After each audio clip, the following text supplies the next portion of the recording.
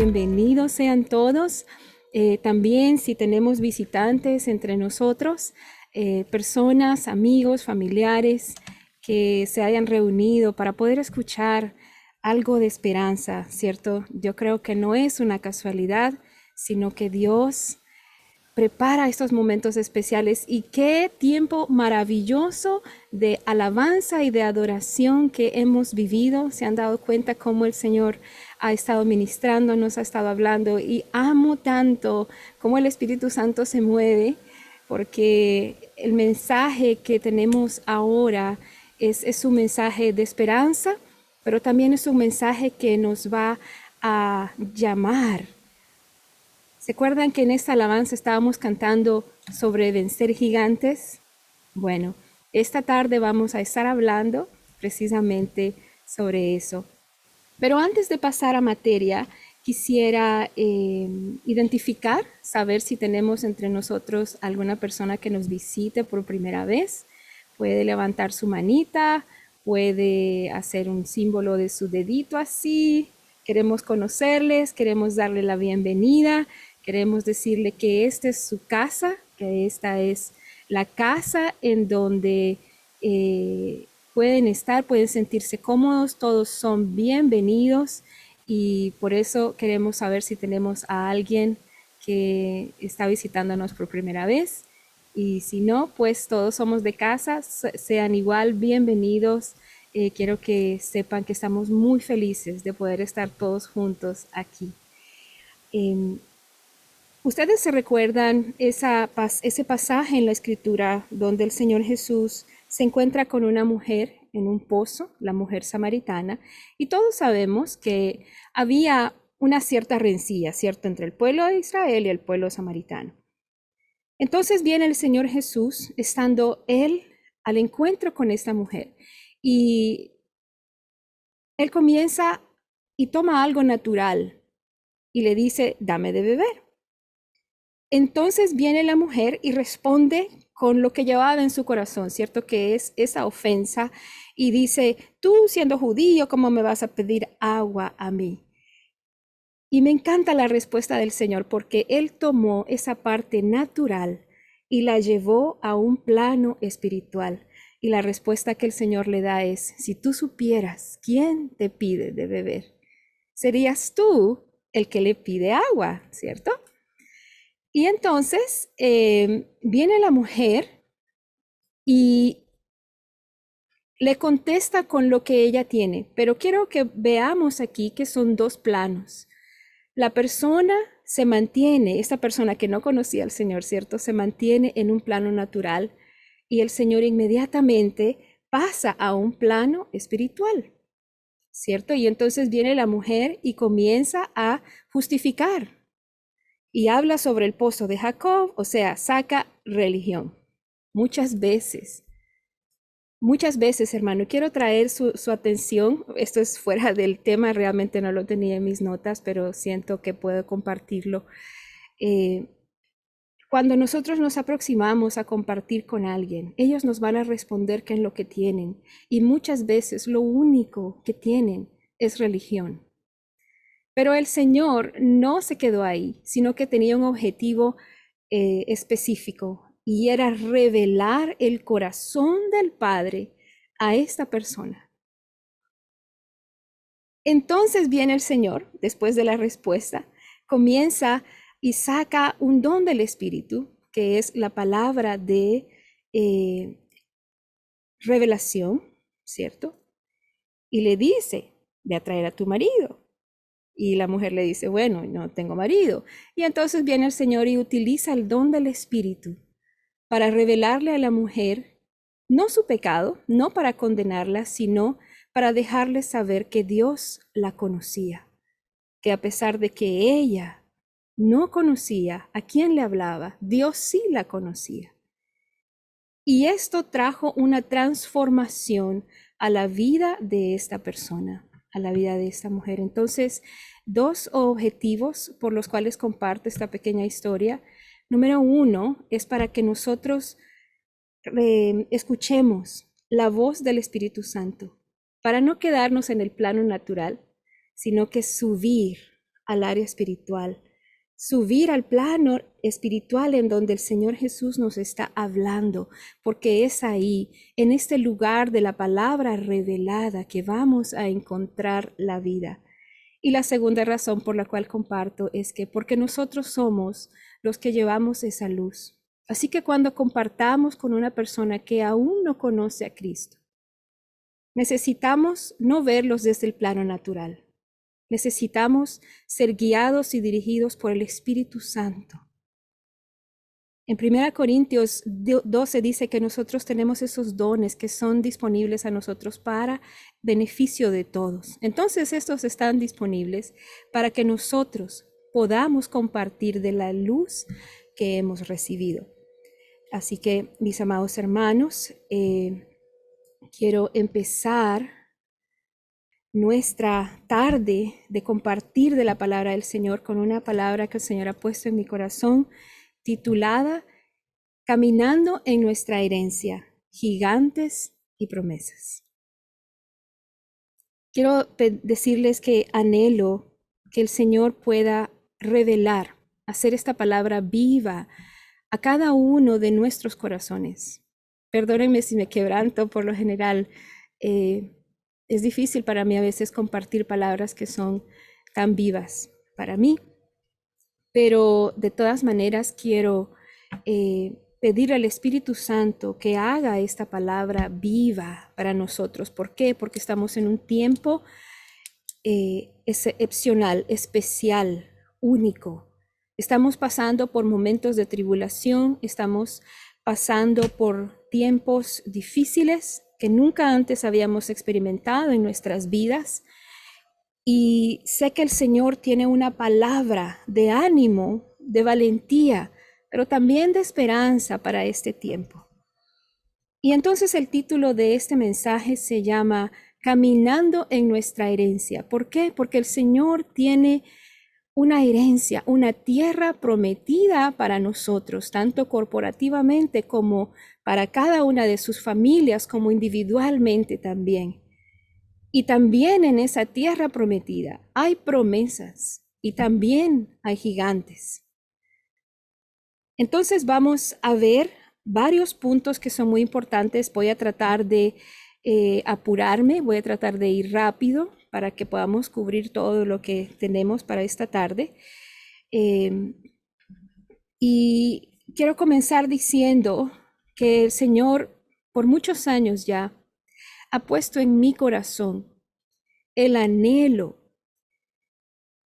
acerca de una generación que conozca al Señor. No estamos hablando de una iglesia, no estamos hablando de una religión, de una creencia, de un principio, de un valor. Estamos hablando de una generación que conozca verdaderamente al Dios de Abraham, de Isaac, de Jacob, ese mismo Dios de ayer, hoy y siempre. Esta generación que no es impávida, que no es inactiva, que no atraviesa por emociones, que no se cierra en una burbuja, que no está encerrada en cuatro paredes. Personas que no atravesamos solamente por emociones, sino que crean al Señor aún en las situaciones más difíciles y que lo conozcan. En nuestra cultura, en estos 100 años, 150 años de evangelio que tenemos en América, se conoce tanto sobre Dios. En mi trabajo tengo la oportunidad de poder ver lo que dice una iglesia, lo que dice otra iglesia, y es increíble. Bueno, creo que el Señor me permite ver eso para que este anhelo pueda volverse más vivo y también para saber que el Señor tiene hijos e hijas en todas partes del mundo y que ahora es el tiempo en que el Señor va a sacar de las naciones una gran tribu, un pueblo que le conozca verdaderamente, así como Él le revela a esta mujer samaritana, ¿cierto? Entonces, en nuestra cultura tenemos personas que incluso se saben la Biblia de memoria. Pero en Juan 5, el Señor Jesús, hablando a los fariseos, les dice, ustedes estudian las Escrituras pensando que en ellas van a encontrar la vida eterna, pero yo les digo que las Escrituras dan testimonio de mí. En otras palabras, lo que el Señor Jesús estaba diciendo es, ustedes conocen la palabra, pero yo estoy de frente a ustedes, estoy de pie frente a ustedes y no pueden verme. Y encuentro esto que es verdad en muchas partes, no solamente de la iglesia, sino del mundo hoy en día. Yo amo la palabra de Dios, amo la doctrina, amo todo esto precioso que nos hace nutrir, pero las escrituras deben llevarnos, deben apuntar a Cristo, porque conocer a Cristo es conocer al Padre. ¿Y qué es conocer al Padre? Es la vida eterna, según lo dice Jesús. ¿Qué es la vida eterna? Que te conozcan, hablando Jesús al Padre. Las personas allá afuera de nuestras iglesias no están buscando iglesias. Las personas están buscando otras personas que tengan algo que ellos no tienen. Relaciones. Y nosotros a través de estas relaciones podemos presentarles a este Dios que conocemos, que nos ha transformado. Entonces, por eso es imperativo en este tiempo que podamos, primero, ser esa generación que conoce al Señor. Y segundo, que podamos caminar en esa herencia. Saben que la Escritura dice, y te daré por herencia a las naciones. Es impresionante. Entonces quiero comenzar, si tienen su Biblia pueden buscarla, aunque debo aclarar que yo estoy utilizando algunas traducciones, especialmente de los literales, de los idiomas originales y también de las versiones en inglés traducidas al español. Entonces van a encontrar que es un poquito diferente. Entonces vamos a ver primero en Deuteronomio capítulo 1, versículo 8.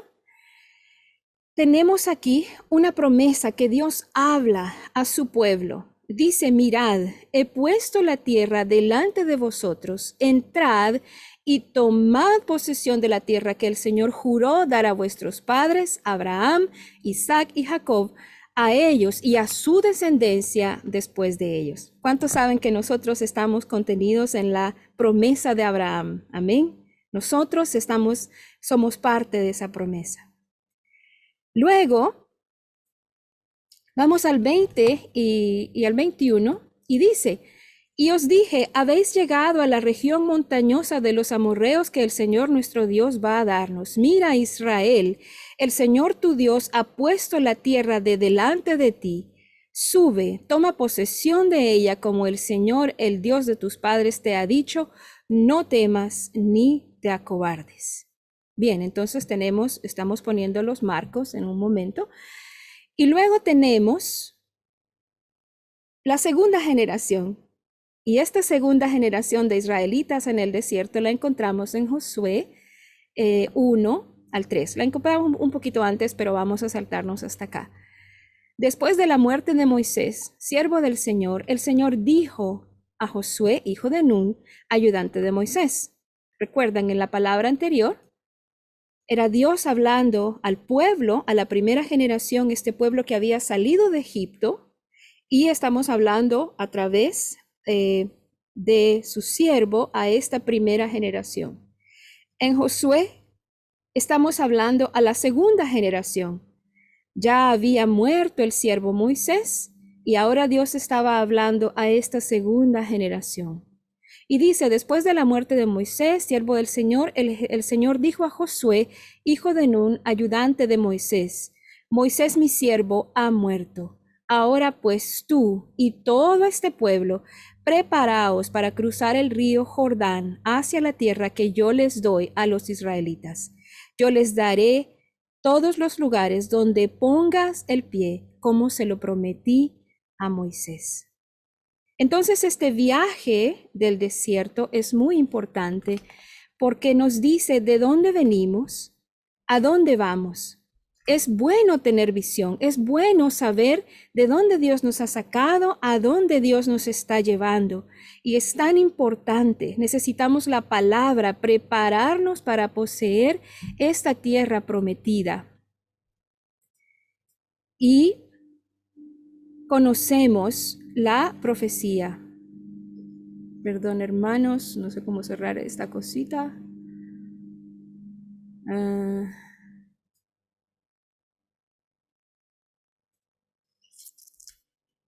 Creo que ahí está. Este es el tiempo, hermanos. Estamos en un tiempo de preparación y cuando avancemos en este ver de la palabra, lo vamos a poder entender un poco más. Amén.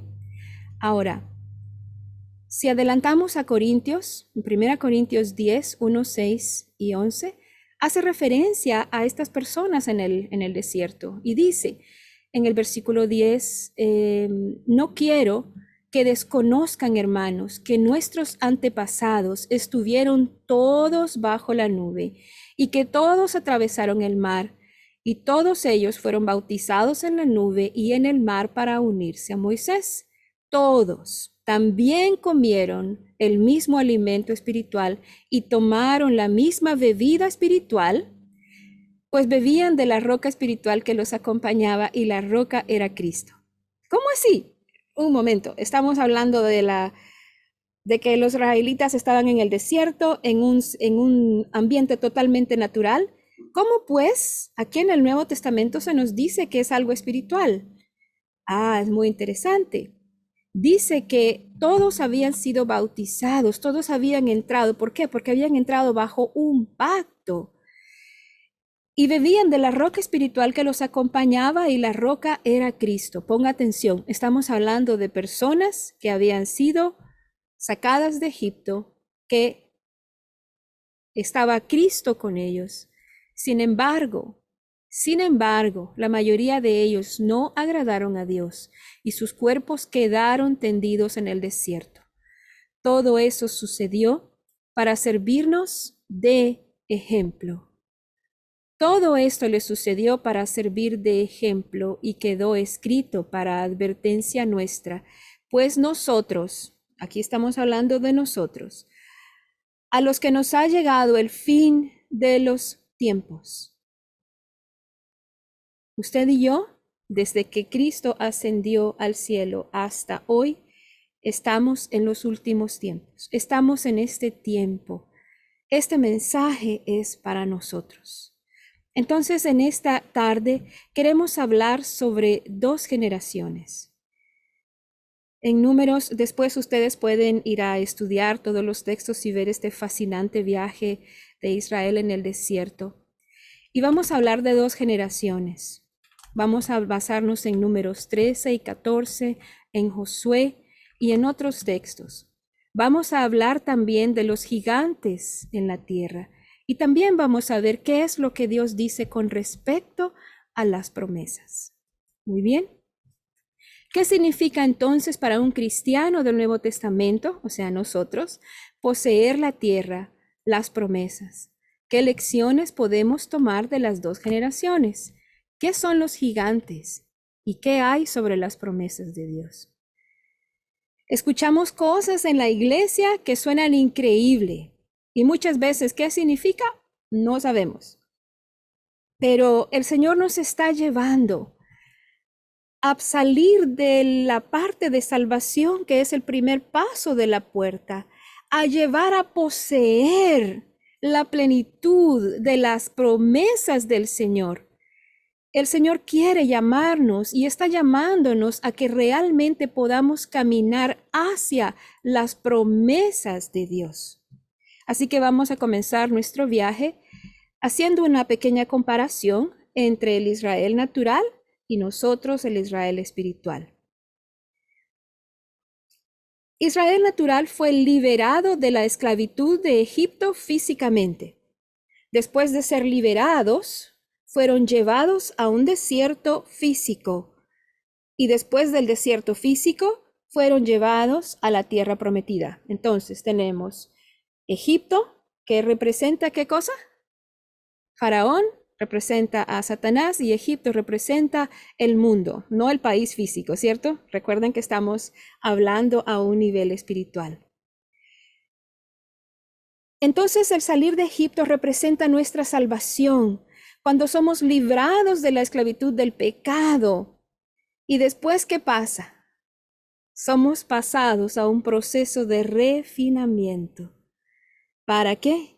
Para poder heredar las promesas. Las promesas ya han sido dadas, pero son promesas.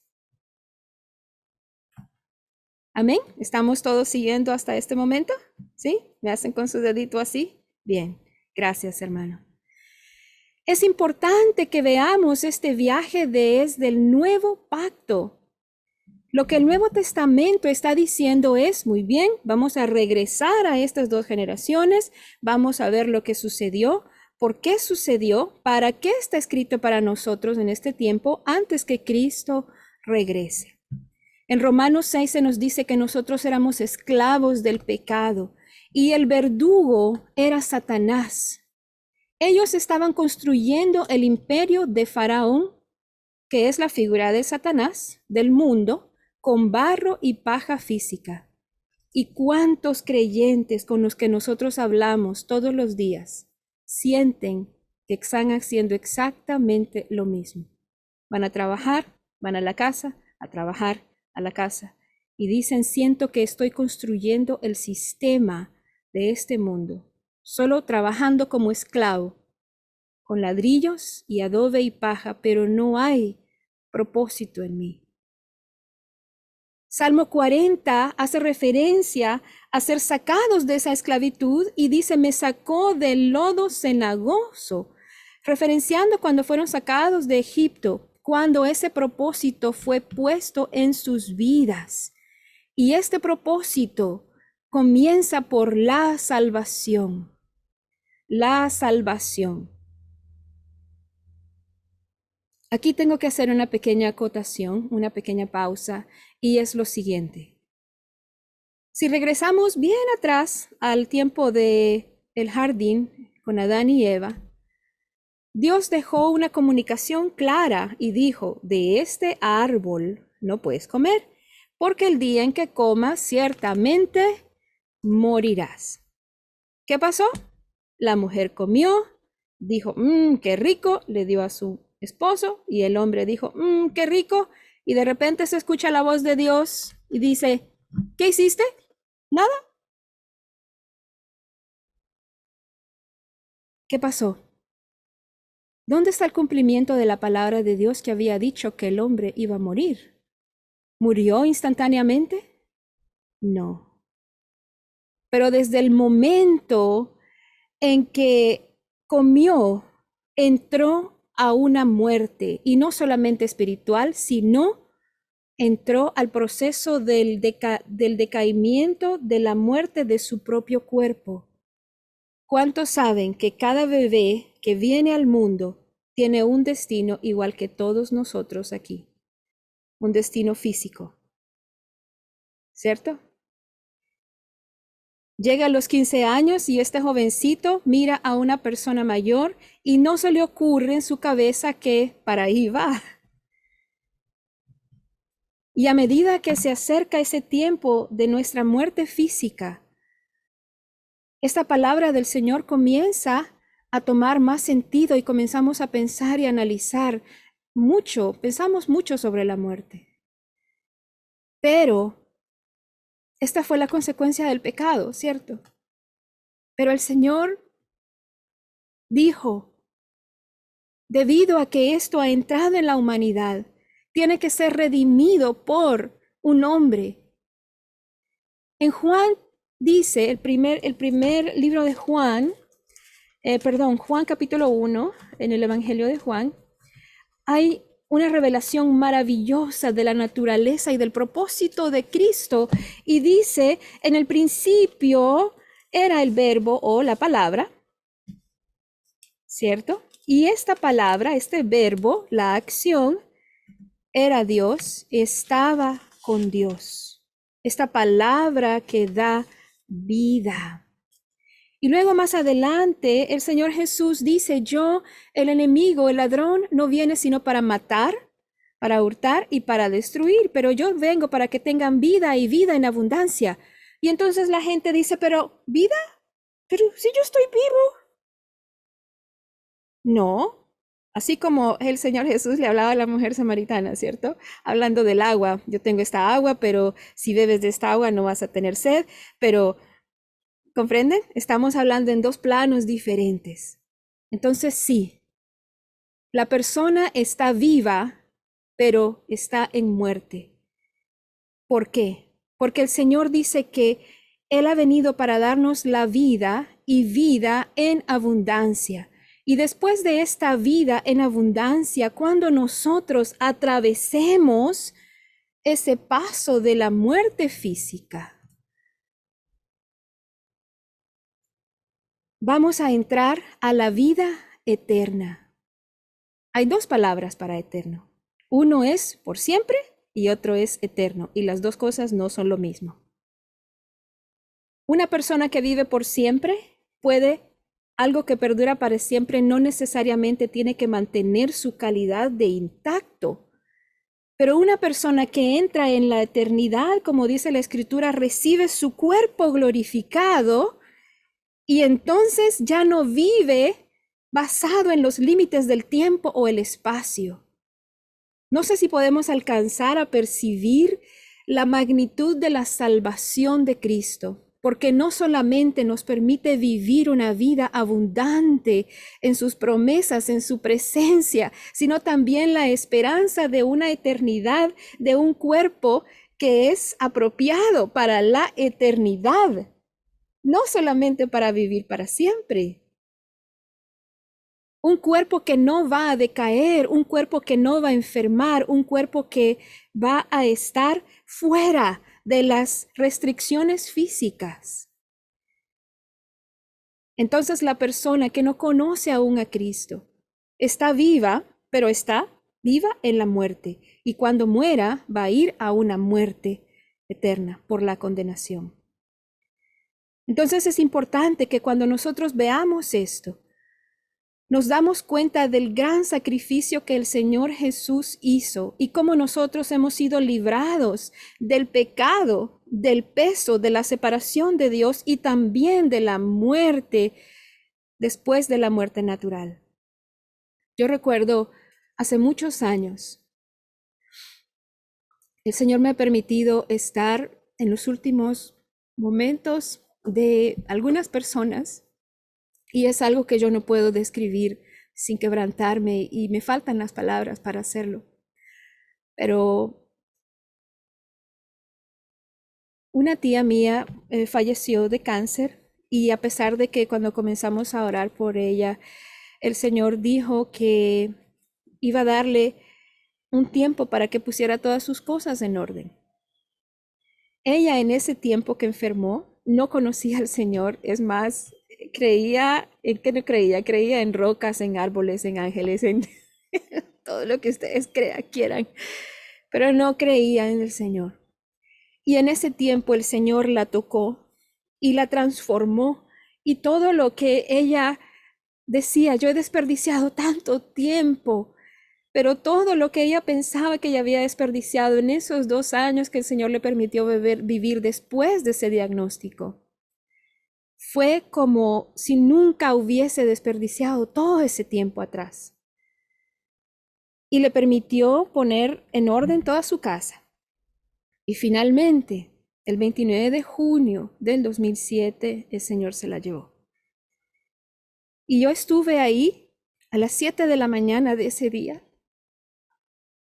Y ella abrió sus ojos y cantó y levantó sus manos y dijo, oh, Andrés. Andrés era su esposo, que había muerto el 29 de junio, hacía 15 años antes. Ella falleció exactamente el mismo día que su esposo, 15 años después. Ella levanta los brazos y dice, oh, Andrés, ángeles, qué hermoso. Y baja sus brazos, se acuesta. Y recuerdo que yo tomé su mano después que la bajó y me dijo, canta. Y cuando yo comencé a cantar, ella comenzó a escuchar las voces de los ángeles y falleció con una sonrisa. Entonces ahí yo pude darme cuenta que ella había visto después del paso que tenía que dar, que era su muerte física. Y ella se le permitió contemplar hacia dónde iba. Solamente pude tener esas palabras, pero para mí fueron mucho. Y esa es la esperanza. Así que cuando nosotros tengamos hermanos, personas que amamos, familiares, nosotros mismos tal vez, estemos enfrentando tal vez el fin de nuestra vida física, no vamos a tener miedo, porque es solamente un paso a la vida eterna que el Señor ha preparado para nosotros, como lo vamos a ver más adelante. La corrupción del pecado ya no nos alcanza, la tristeza, la enfermedad, el dolor, la falta de esperanza. Sabemos a dónde vamos. Antes de llegar ahí, hay un desierto. Esta es una caminata y esto es un proceso de refinamiento. Entonces, yo sé que el desierto tiene para nosotros una connotación negativa, pero realmente el desierto es solamente ese llamado del Señor de decir no. Es un tiempo para desarrollarnos, para caminar y aprender de Él y con Él. Es un tiempo entre Él y nosotros, para caminar, para aprender a posicionarnos en las promesas de Dios, donde vamos a caminar aquí y ya no vamos a ser más afectados por el mundo aquí. Y después vamos a ser entrados en esta tierra eterna. Lo podemos ver en la vida de Elías en Primera de Reyes 17-18, no lo busquen, pero pueden verlo después, en donde vemos a Elías que sale de la nada, ¿cierto? Y de repente llega y está en un lugar que es en un estanque, y este nombre de este estanque significa el lugar de provisión, el lugar donde está siendo guardado. Pero después el Señor le dice, no, ya, tienes que salir y tienes que ir a esta región, a este lugar llamado Sarepta de Sidón. Y el significado de esa palabra significa refinamiento. Lo lleva justamente a vivir debajo de esta región llamada Sidón. Y saben que en esa región de Sidón, el rey de esa región era el padre de Jezabel. Lo lleva a vivir a esa región y a ser preparado para prepararlo, para derrotar al espíritu que estaba sobre toda esa región. Lo comisionó para ir y derribar el espíritu de Jezabel, pero hasta que no fuese afectado por él. Entonces muchas veces nosotros queremos saltar de aquí, de la salvación, acá, ¿cierto? A un ministerio internacional de millones de personas y todos siendo aclamados, y en 3 meses queremos alcanzar todo lo que Dios tiene y yo quiero esto, pero se nos olvida que tenemos que pasar por un tiempo de preparación. Y a veces el Señor nos permite experimentar un poco de esas cosas, ¿cierto? Así como en el desierto. Los israelitas decían, quiero carne. Ahí está, hijito. Así como un bebé. ¿Qué pasa con los bebés? El bebé llora y le da leche. Y vuelve a llorar. ¿Y qué le pasa al niño? Ay, es que está mojado, es que tiene sueño, ¿cierto? El niño está acostumbrado a llorar y lo tiene todo. Y muchas veces como cristianos nosotros somos así. Pero comenzamos a crecer y de repente oramos y no recibimos respuesta. O de repente no es lo que nosotros esperamos. Y entonces decimos, ¿qué pasa? ¿Hay algo malo conmigo? No, es que estamos en un proceso de crecimiento en donde el Señor dice, aquí en este lugar es un lugar conmigo, donde tú me vas a aprender a mí, vas a aprender a caminar con tu familia espiritual. Vamos a ser refinados, vamos a aprender esta cultura del reino. Entonces, hablando de las dos generaciones, una generación es conocida hasta el día de hoy por la incredulidad. Y la segunda generación, la generación de Josué, es conocida hasta el día de hoy por tomar posesión de las promesas de Dios.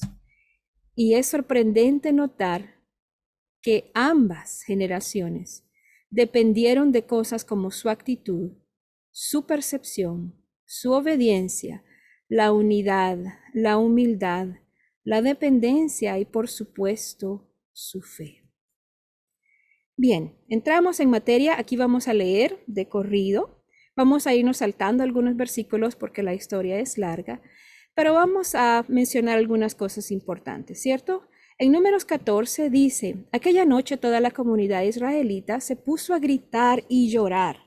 Estamos hablando aquí de que ya habían llegado a las laderas de la tierra prometida y el Señor había dicho, envíen un espía de cada tribu a la tierra, ¿cierto? Fueron, regresaron y dieron un reporte malvado, dice la Escritura. Y cuando estos espías regresaron, ya sabemos la historia, 10 dan un reporte malvado, pero 2 dicen que no. Entonces estamos aquí en este lado porque este pueblo estaba murmurando por lo que habían escuchado del mal reporte de los 10 espías. Aquella noche toda la comunidad israelita se puso a gritar y llorar, y en sus murmuraciones contra Moisés y Aarón la comunidad decía, ¿cómo quisiéramos haber muerto en Egipto? Mas nos valdría morir en este desierto. ¿Para qué nos ha traído el Señor a esta tierra para morir atravesados por la espada y que nuestras esposas y nuestros niños se conviertan en botín de guerra? ¿No sería mejor que volviéramos a Egipto? Y unos a otros se decían, escojamos un líder que nos regrese a Egipto. Entonces Moisés y Aarón cayeron rostro en tierra entre toda la comunidad de los israelitas. Ahí estaban también Josué, hijo de Nun, y Caleb, hijo de Jefone, los cuales habían participado en la exploración de la tierra. Ambos se rasgaron sus vestiduras en señal de duelo y dijeron a toda la comunidad israelita, la tierra que recogimos, que exploramos, es increíblemente buena. Si el Señor se agrada de nosotros, nos hará entrar en ella. Nos va a dar la tierra donde abunda la leche y la miel. Así que no se rebelen contra el Señor ni tengan miedo de la gente que habita en esa tierra. Ya son pan comido. No tienen quien los proteja porque el Señor está de nuestra parte. Así que no les tengan miedo. Pero como toda la comunidad hablaba de apedrarlos, la gloria del Señor, ahí viene papá, ¿cierto? Los hijos están haciendo un escándalo y de repente viene papá. La gloria del Señor se manifiesta en la tienda frente a todos los israelitas y entonces el Señor le dice a Moisés, pongan atención a las palabras de Dios. ¿Hasta cuándo esta gente me seguirá menospreciando? ¿Hasta cuándo se negarán a creer en mí, a pesar de todas las maravillas que he hecho entre ellos? En el 20, el Señor les respondió, los he perdonado como me has pedido, porque ahí entran ellos a interceder, ¿cierto? Entra Moisés a interceder y les dice, ¿cómo los vas a matar en el desierto? Y miren qué hermoso el corazón de Dios, que Él escucha. Y dice, los he perdonado como me has pedido, pero juro por mí mismo y por mi gloria que llena toda la tierra, que aunque vieron mi gloria y las maravillas que hice en Egipto y en el desierto, ninguno de los que me desobedecieron y me pusieron a prueba repetidas veces verá jamás la tierra que bajo juramento prometí dar a sus padres. Ninguno de los que me despreciaron la verá jamás. En cambio, A mi siervo Caleb, que ha mostrado una actitud diferente y me ha sido fiel, le daré posesión de la tierra que exploró y su descendencia la heredará. Pero regresen mañana al desierto por la ruta del Mar Rojo. ¿Qué pasó en el Mar Rojo? El Mar Rojo fue el mar que el Señor abrió cuando salieron de Egipto. Él los regresa a regresar a ver el testimonio de su libertad. Imagínense ustedes siendo estos israelitas y están de frente al Mar Rojo. Y lo que saben de ese mar es que el Señor partió las aguas para atravesarlos y que los carros de Faraón no pudieron alcanzarlos. Es la misma generación. A veces el Señor nos lleva y nos regresa a contemplar lo que Él ha hecho por nosotros. Porque a veces nuestro corazón se endurece cuando estamos enfrente a un reporte maligno, a una situación que decimos, es imposible, ¿para qué? Ya no sirve, no, ya no puedo más. Y entonces el Señor dice, ¿hasta cuándo este pueblo no va a creer en mí? ¿Y qué hace? Nos regresa a contemplar ese mar que Él abrió cuando era imposible. Y recuerde que todo esto está escrito para nuestra instrucción. Luego dice en el 26, el Señor les dijo a Moisés y a Aarón, ¿hasta cuándo ha de murmurar contra mí esta perversa comunidad? Ya he escuchado cómo se quejan contra mí los israelitas, así que diles de parte mía, juro por mí mismo que haré que se les cumplan sus deseos. ¿Qué estaban diciendo? ¿Por qué el Señor nos sacó de Egipto para matarnos a espada y nuestras esposas? Cuando Él les había dicho, yo les he entregado la tierra. Y no le creyeron. Ninguno de los censados mayores de 20 años que murmuraron contra mí tomarán posesión de la tierra que les prometí. Solo entrarán en ella Caleb, hijo de Jefone, y Josué, hijo de Nun. También entrarán en la tierra los niños, que ustedes dijeron que serían botín de guerra, y ellos serán los que gocen de la tierra que ustedes rechazaron. Durante 40 años los hijos de ustedes andarán errantes por el desierto. Cargarán con esta infidelidad hasta que el último de ustedes caiga muerto en el desierto. La exploración del país duró 40 días, así que pasarán en el desierto otra vez, 1 año por cada día. 40 años llevarán a cuesta su maldad. En este grupo de creyentes, recuerde que esto les ha pasado a personas que han sido salvas de Egipto. Tenemos a Josué y Caleb,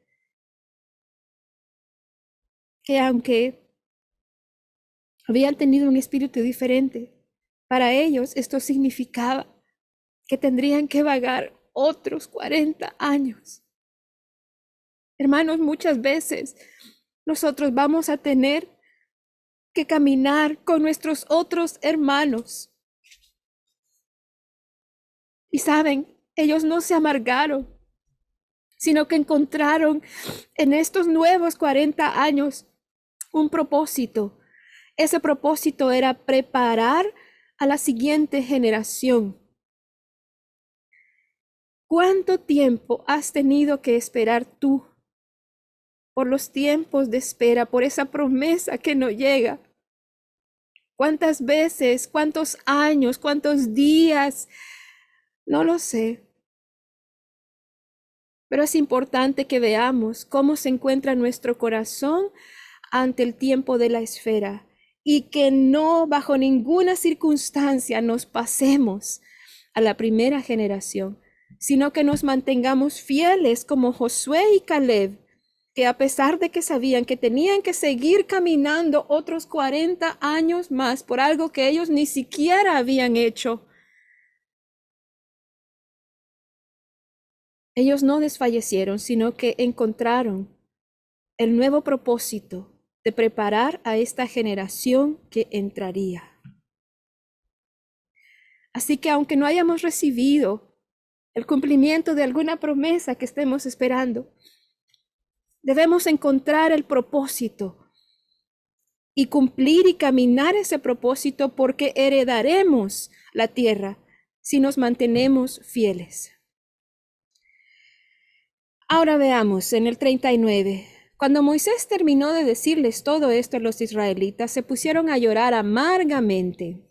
Y al otro día, muy de mañana, el pueblo empieza a subir a la parte alta de la zona montañosa diciendo: subamos al lugar que el Señor nos ha prometido, pues reconocemos que hemos pecado. Así nomás. Pero Moisés dice: ¿por qué han vuelto a desobedecer la orden del Señor? Esto no les va a dar resultado. Si suben, los derrotarán sus enemigos, porque el Señor no está entre ustedes. Tendrán que enfrentarse a sus enemigos, ¿cierto? Y en el 44, pero ellos se empecinaron en subir a la zona montañosa, a pesar de que ni Moisés ni el arca del pacto salieron del campamento. Entonces, ¿qué pasó? Una derrota segura. Aquí vemos un ejemplo de autosuficiencia, de rebeldía. ¿Qué es lo primero que el hombre hizo en el huerto cuando pecó? Fue y cosió hojas de higo. Dijo: yo lo puedo arreglar. Listo. Lo mismo vemos aquí.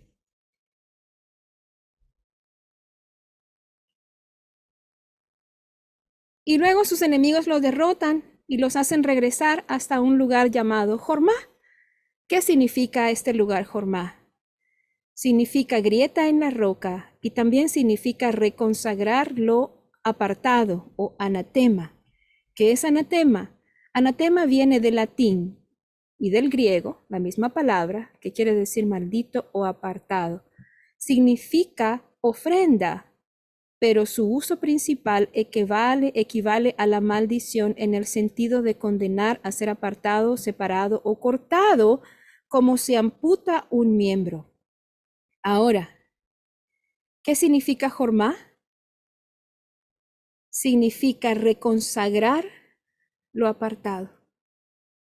Aún ahí, cuando el Señor los hace regresar después de mostrar rebeldía, les da otra oportunidad de ser reconsagrados. ¿Y cuántas veces nosotros, cabeza dura, queremos hacer las cosas por nuestra propia fuerza, para darnos en los dientes, para que nos vaya mal? Pero después de eso el Señor tiene misericordia y nos regresa a este lugar en donde podemos ser reconsagrados, aunque estamos en el desierto. ¿Qué podemos decir de este triste encuentro? La incredulidad conduce a valorar poco las promesas de Dios y amar este mundo, como lo vemos ver en Números 11:4. Dice que la gente extranjera se mezcló con ellos y ellos tuvieron un vivo deseo, y los hijos de Israel también volvieron a llorar y dijeron: ¿quién nos diera de comer carne? Nos acordamos del pescado que comíamos en Egipto de balde. ¿Es cierto que comían de balde? No, eran esclavos en el desierto. Habla de los puerros, de las cebollas, de los ajos. Y dice: ahora nuestra alma se seca, pues nada sino este maná.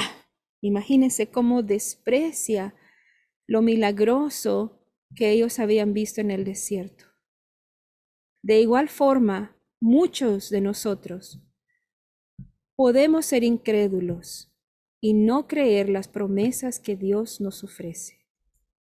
La incredulidad también nos guía a la cobardía. Luego en Números 13 dice que lo que ya hemos leído: hablaron mal entre los hijos de Israel de la tierra que habían reconocido, diciendo: la tierra por donde pasamos para reconocerla, esta es tierra que traga a sus moradores, y todo el pueblo que vimos en medio de ella son hombres grandes de estatura. También vimos ahí gigantes, hijos de Anac, y éramos nosotros, a nuestro parecer, vea, nuestro parecer, como langosta En términos sencillos, la incredulidad nos conduce a la cobardía. Ya hemos hablado de los espías que Moisés envía a observar la tierra, y 10 de estos corroboraron que sí, la tierra era una tierra linda, pero era habitada por gigantes.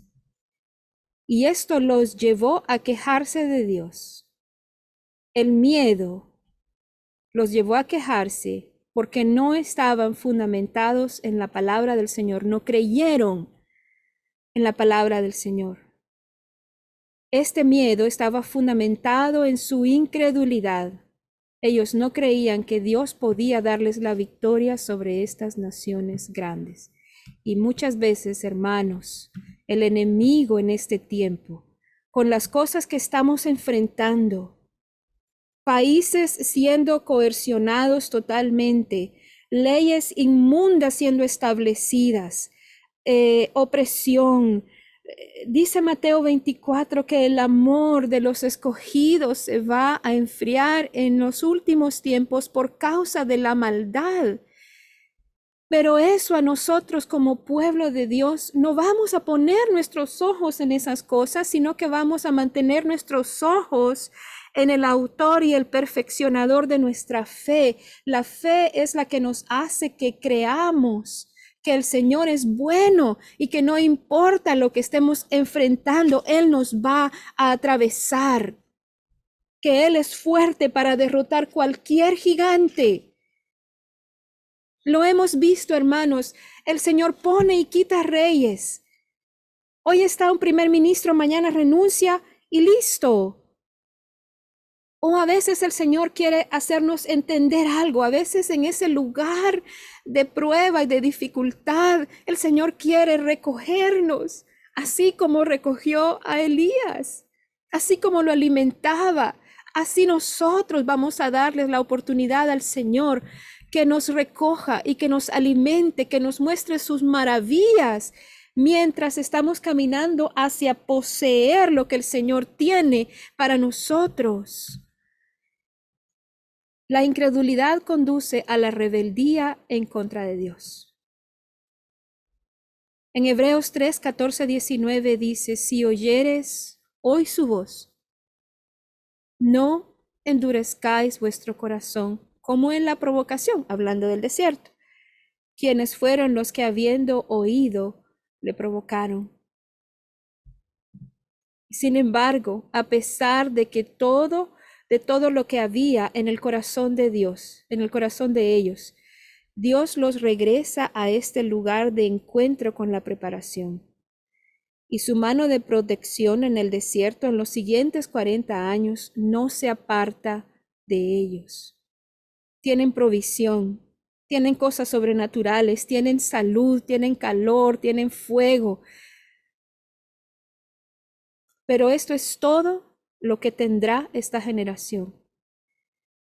Y es triste lo que sucede, mis amados hermanos, ver que las iglesias hoy en día están llenas de hijos e hijos de Dios que en sus vidas han visto los milagros, comenzando por la salvación, que hemos visto la provisión sobrenatural, que hemos visto oraciones grandes y pequeñas siendo respondidas. Y sin embargo, nuestra reacción es darle cabida a la incredulidad.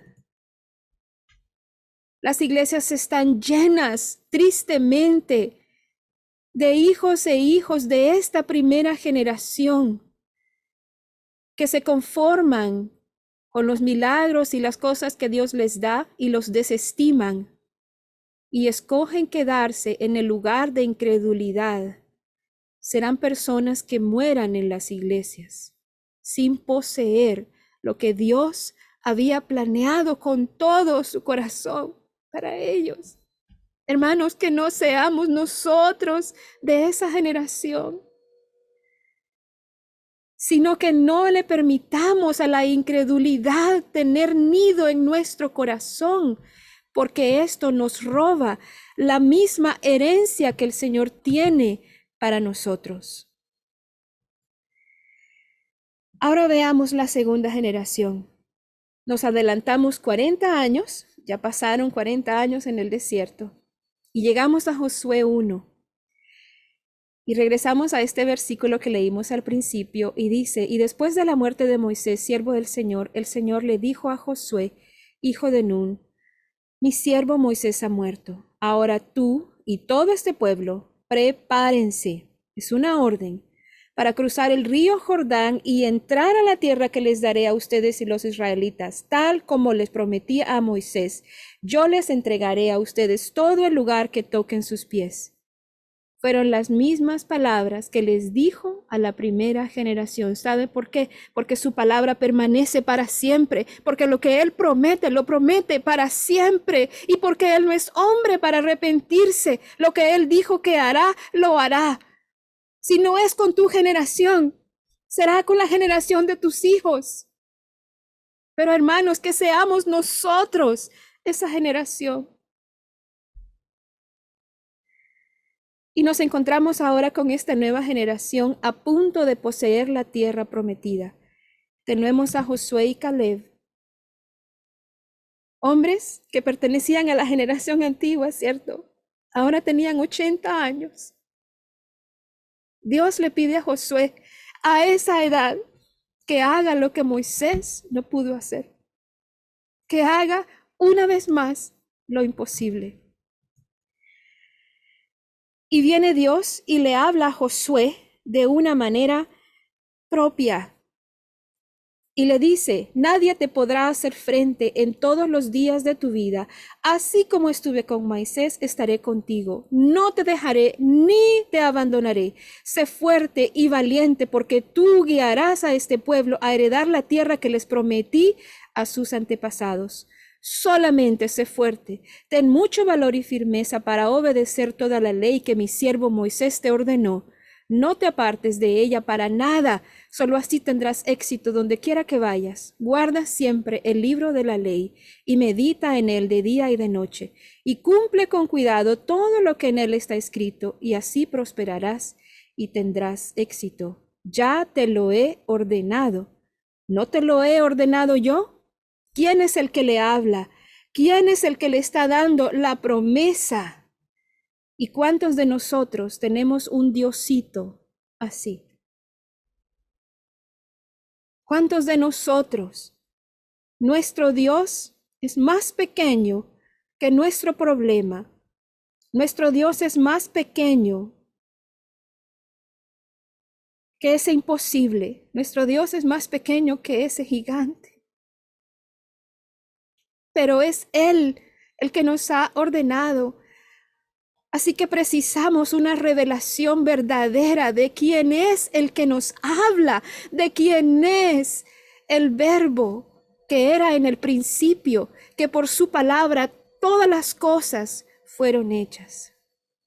Hermanos, Él tiene el poder para derrumbar naciones en un momento. Él tiene el poder para sanar enfermedades, y todos aquí lo hemos visto. Él tiene el poder para transformar corazones. Él tiene el poder para proveer sobrenaturalmente. Me encantó, es que el Espíritu Santo ha sido maravilloso. ¿Quiénes han leído los devocionales que Pastor Max ha estado publicando? Wow. El devocional sobre la provisión sobrenatural en el pez. ¿Acaso no es Dios poderoso para suplir más abundantemente de lo que pedimos o entendemos? No demos, hermanos, cabida a la incredulidad en nuestros corazones para que no perdamos lo que Dios tiene para nosotros. Él es el que nos ordena, sé fuerte y sé valiente. Dice en otra parte de la Escritura, yo soy tu Dios que te esfuerzo. No temas ni te acobardes, porque el Señor tu Dios está contigo donde quiera que vayas. ¿Dónde más hemos escuchado sobre la valentía? Hay una referencia en el Nuevo Testamento y dice, no nos ha dado Dios espíritu de cobardía, sino de poder, de amor y de dominio propio. Esa palabra dominio propio propiamente dicha quiere decir una mente ecuánime, recta, sabia, plena, es decir, la mente de Cristo. Vamos al principio de ese versículo y no dice nos dará, dice nos ha dado Dios. Ya ha sido dada, está disponible para ti y para mí. Ahora veamos de qué imposible Dios le estaba hablando a Josué. Seguimos con la segunda generación. Entonces Josué dio la siguiente orden a los jefes del pueblo. Vayan por todo el campamento, ¿cierto? Manda a preparar, porque el Señor Dios nos da el territorio como herencia. A los rubenitas, a los gaditas y a la media tribu de Manasés, Josué les mandó. Recuerden la orden que les dio Moisés, siervo del Señor. Dios el Señor les ha dado reposo y les ha entregado esta tierra. O sea, estas tribus, al llegar a la orilla del Jordán, ya habían tomado posesión de su tierra prometida. Sus mujeres, sus niños y ganado permanecerán en el territorio que Moisés les dio a este lado del Jordán. Pero ustedes, los hombres de guerra, cruzarán armados al frente de sus hermanos y les prestarán ayuda hasta que el Señor les dé reposo, como lo han hecho con ustedes, hasta que ellos tomen posesión de lo que el Señor su Dios les da. Solo entonces podrán ustedes retornar a sus tierras y ocuparlas. Son las tierras que Moisés, siervo del Señor, les dio a este lado del Jordán. Y aquí les he puesto una hermosa imagen del río Jordán en ese lado. Este lado Dios ya se los había dado a los rubenitas, a los gadanitas y a Manasés. Y a pesar de que ellos ya habían poseído su tierra prometida, Josué les dice, ustedes que ya poseyeron, ustedes que alcanzaron, ustedes maduros, ustedes que van adelante de los demás, ustedes tienen que ir al frente guiando. ¿Para qué? Para que el resto del pueblo entre a la tierra prometida. Porque hermanos, no se trata solo de mí, se trata de todo el pueblo. Si usted tiene un hermano, una hermana en Cristo, que todavía le falta un poquito, con amor, con exhortación, no deje que se quede postrado. Vaya usted con él. ¿Suenan los principios? Porque esos principios están reflejados a través de toda la Escritura, porque nuestro Dios no cambia. Ahora vamos a ver unos cuantos datos físicos del río Jordán. Recuerden que ellos cruzaron en seco, de la misma manera como cruzaron el Mar Rojo. Se nos dice que Dios le ordenó a Josué que los israelitas crucen el río Jordán y que dice que debían cruzar al frente de Jericó, opuesto a Jericó. La pregunta es, ¿cuán ancho y cuán profundo era el río Jordán por donde cruzó Israel? La Escritura nos dice que cruzaron opuesto a la ciudad de Jericó. El río Jordán fluye a unos 96 kilómetros entre el mar de Galilea y el mar Muerto. El río desciende desde más de 185 metros hasta casi 396 metros. Dado que Josué, en Josué 3:15, indica que el río Jordán se desbordó debido a que era temporada de cosecha, eso significa que las aguas eran mucho más profundas y que había inundación y esto complicaba el cruce, así que no era tiempo de sequía. Ese río estaba más crecido que crecido. Cuando a veces experimentamos problemas, dicen, ay, espero que no sea lo peor. ¿Y qué pasa? Viene lo peor. Pero ¿sabe por qué? Porque el Señor es el Dios de los imposibles. Él se va a glorificar. Así que el lugar en donde Israel cruzó es el lugar más ancho del río. Es más ancho que los 30 metros normales. Hay también un tipo de un matorral que rodea toda esa región que se llama el Esor. y dificulta muchísimo el acceso al río, ya que en la antigüedad este lugar contenía animales salvajes también. Todd Bolen, un autor y estudioso de la escritura, escribe lo siguiente: en 1854, un nadador experto no pudo cruzar el río de Jericó porque el río era demasiado ancho y la corriente era demasiado fuerte. Así que se estima que este cruce del río turbulento en la etapa de inundación probablemente tenía más de 30 metros de ancho y más de 5 metros de profundidad. ¿Cuánto mide usted? Unos 60, unos 80, 2,5 veces más que eso. Esa era la profundidad del río Jordán. ¿Y qué hizo el Señor? Reveló una vez más lo imposible.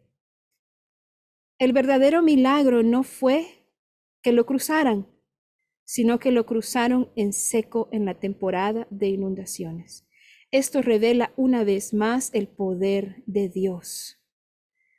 Cuando Dios nos pone enfrente a un algo imposible, debemos saber que no se trata de nosotros. Lo único que Él pide de nosotros es que le creamos. Él es el Dios de los imposibles, porque su poder se perfecciona en nuestra debilidad.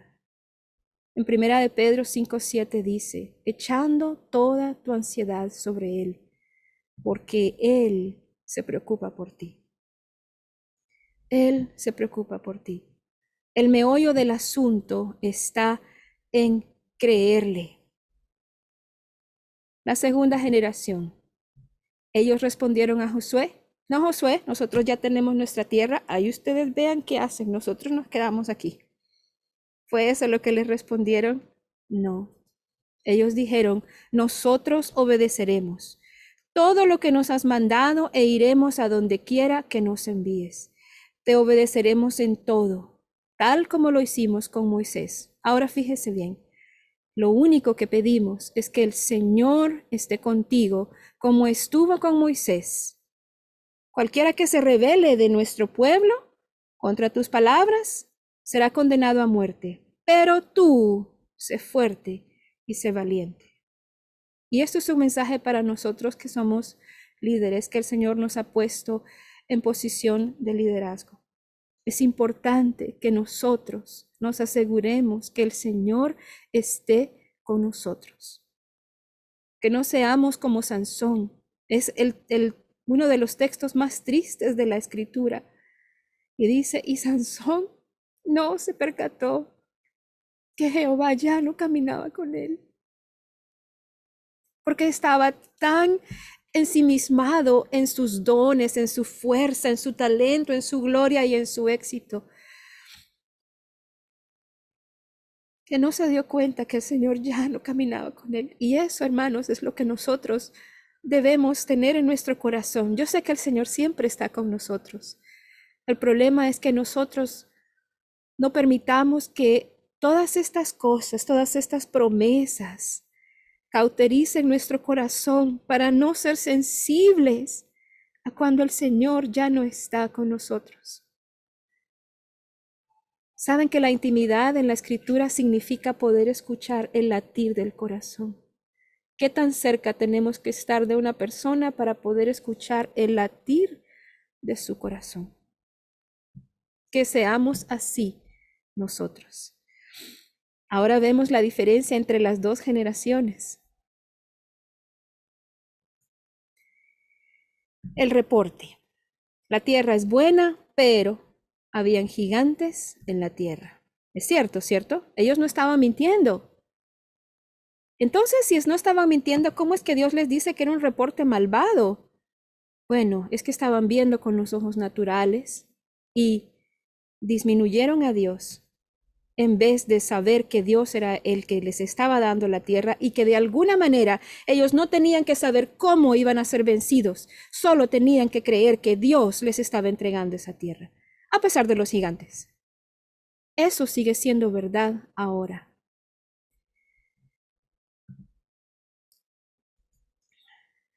Y de ese reporte dice: ahí están los amalecitas, los hititas, los jebuseos, los amorreos, los cananeos, y todos estos ocupan toda la tierra. Estaba la tierra ocupada. En otras palabras, ellos habían dicho, sí, Dios, linda la tierra, pero está ocupada, es imposible. Dios le llama a esto un reporte malvado. Es interesante porque Moisés les dijo, quiero que me digan esto y esto y esto de la tierra, y ellos fueron, observaron e hicieron exactamente lo que Moisés les mandó. Y a eso se llama un reporte malvado. ¿Qué tipo de Dios tan injusto? Porque no fueron capaces de ver más allá de lo que sus ojos contemplaban. Ese es el mismo reto que enfrentamos hoy, mis amados hermanos. No vamos a poner nuestros ojos en las circunstancias, que la pandemia, que la falta de empleo, que la falta de casa, que el costo de la vida, que la enfermedad, que... No, esos gigantes están ahí para burlarse de nuestro Dios. Y si nosotros les creemos, nos ponemos en acuerdo con ellos. Eso es incredulidad.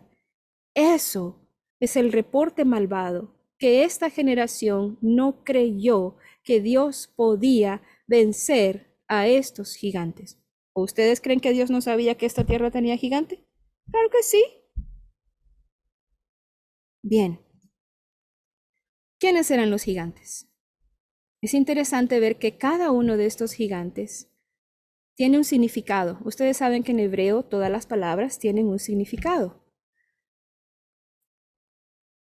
Los hijos de Anac o los anaquitas quiere decir aquella tribu que tenía cadenas en el cuello y su significado es opresor.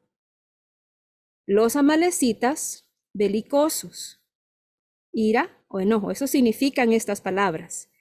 Los heteos o hititas son los aterrorizadores, o sea, el temor y el terror.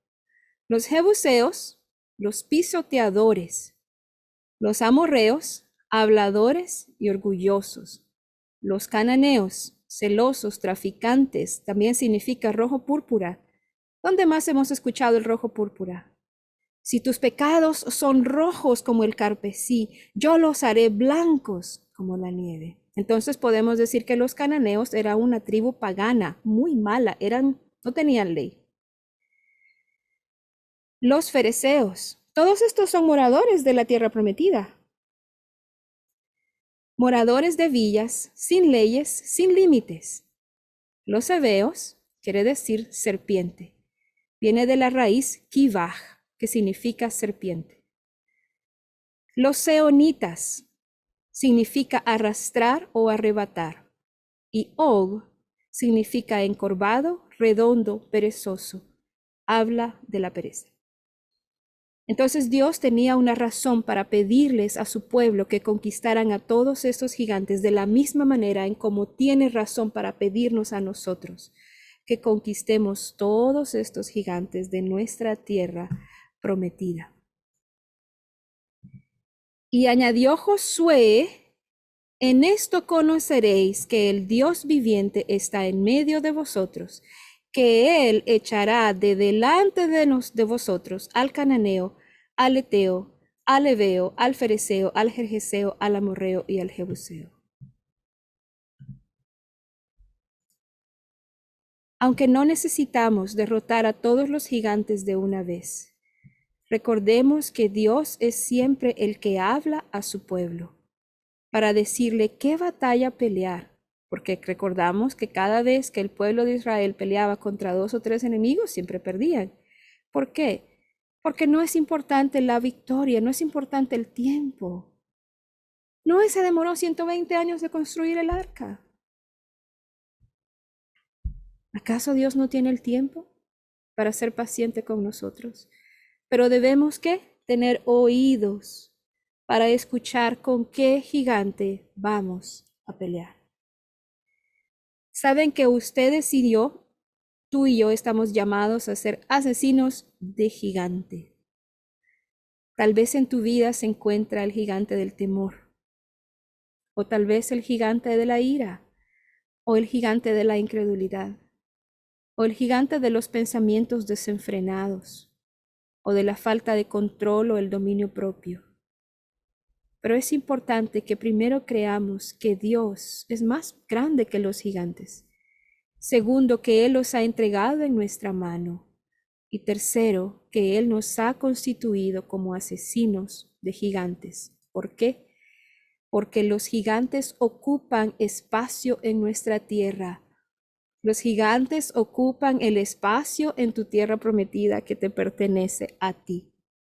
No le pertenece al gigante, te pertenece a ti, porque Dios te dio tu tierra. Y esto me hace recordar una historia mucho más adelante, que estaban luchando con todo este problema, de David, que se tiene que enfrentar a este gigante. Y él en 1 Samuel 17:26 dice, ¿quién es este filisteo incircunciso para que desafíe al ejército del Dios vivo? ¿Sabes quién pertenece a ese ejército del Dios vivo? Tú y yo. ¿Quién es ese gigante incircunciso para desafiarte a ti? ¿Quién es? ¿Acaso el Dios vivo no está contigo? Lo primero que David hizo es que llamó a su gigante. Así que en este tiempo no vamos a escondernos del gigante. El Espíritu Santo va a revelar qué gigante es. Y vamos a decir, yo reconozco a este espíritu, yo reconozco a este gigante. Recuerden que no tenemos lucha contra sangre ni carne, ¿cierto? Yo sé que este es un espíritu de temor que está viniendo a acusarme y a acosarme. Yo sé que este es un espíritu de desánimo.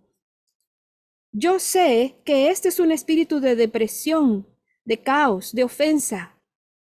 Vamos a llamarlos por su nombre y vamos a decirle quién es este gigante para que desafíe al ejército del Dios vivo. ¿Por qué podía decir eso David? Porque él conocía quién estaba a su diestra.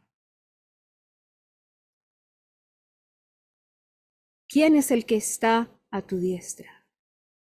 ¿Qué dice la Escritura? Mayor es el que está en mí que el que está en el mundo. Mayor es el que está en ti que el espíritu que está detrás de ese gigante que tú no puedes conquistar. Porque ¿quién lo va a conquistar? Es el Señor el que lo va a conquistar. Tú solamente tienes que sembrarte en la identidad de Jehová de los ejércitos, porque el que te sacó de la tierra de Egipto es poderoso para atravesarte por todo esto, por estos procesos de aprendizaje, de refinamiento, de caminar, de aprender, por estos imposibles, por estas pruebas. El que te dio la tierra es el mismo que puede derrotar a los gigantes. David utilizó lo que tenía en su mano, no las armas de otros. Así que cuando estemos comenzando a enfrentarnos a nuestro gigante, tal vez se trata de lo que tenemos en nuestra mano. Tal vez se trata de que vamos a hacer un inventario de lo que Dios nos ha dado. Si estás batallando con un espíritu de depresión, contrarréstalo con lo opuesto. El Señor te ha dado alabanza, el Señor te ha dado gozo, el Señor te permite servir. Hay un pensamiento muy lindo que llega un alumno y le dice, maestro, tengo el corazón roto en 1000 pedazos. Y el maestro le responde, entonces repártelo entre 1000 personas. Porque dando es como recibimos. A veces se trata de refrenar nuestra lengua o de refrenar nuestros pensamientos, porque el Señor ya nos ha dado espíritu de poder, de amor y de dominio propio. Lo tienes en tu mano. Es una roca. ¿Quién es la roca? La roca es Cristo. Con esa mente de Cristo tú puedes vencer a ese gigante sin importar cómo se llame.